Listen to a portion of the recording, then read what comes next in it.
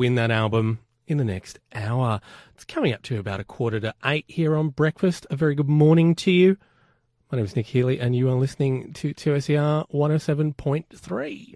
So Western Sydney University researchers from the MARCS Institute for Brain, Behaviour and Development have actually found some fascinating results from a pilot study they were conducting on language and how we learn new words. The findings identify that there are really significant advantages to being bilingual in terms of how we pick up language and words, and shows that it benefits that actually come across to most learning environments. So here to discuss the study and the findings is researcher Karen Mulak from the University of Western Sydney. Good morning to you.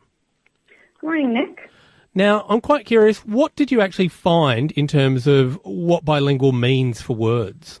Learning new words, apologies. Yep. So what we tested was a type of subconscious learning that happens automatically through our day.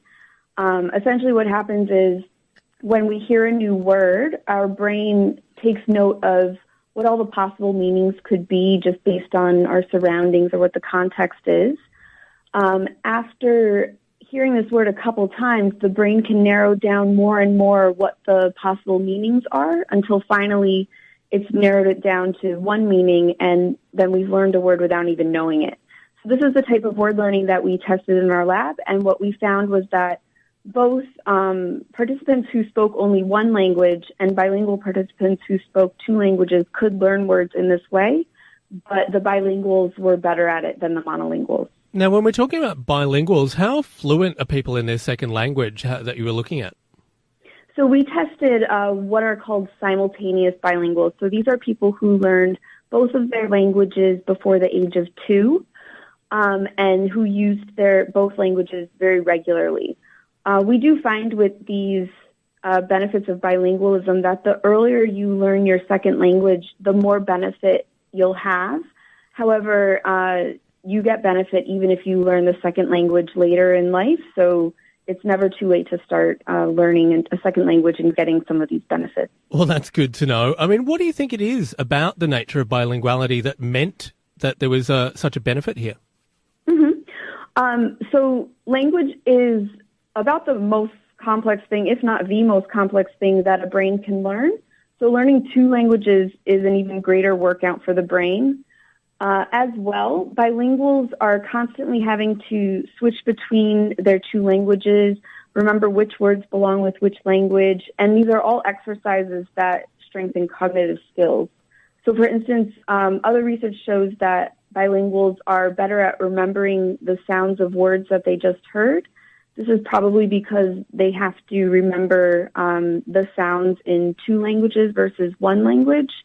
And they also have better focus and attention than monolinguals. And this is probably from having to focus and concentrate on speaking one language and not using accidentally words from the other language. I'm kind of curious because I know a few people who don't speak a language overly well but can read it. Do you think that would have benefits as well, or are we mainly talking about spoken language? We're mainly talking about spoken language, but learning a language is still a very good workout for the brain. So even if you have only learned it through reading, that's still going to give you some of the benefits. But the most benefits will be if you can also speak and perceive it and interact with that language. Now, were you anticipating these kind of results, or was it a bit more defined than you expected it to be?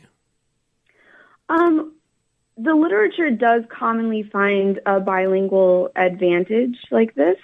So we were expecting these results. What we found, it goes along with a long stretch of literature showing bilingual advantages. However, there are some studies that tend to not show bilingual advantages.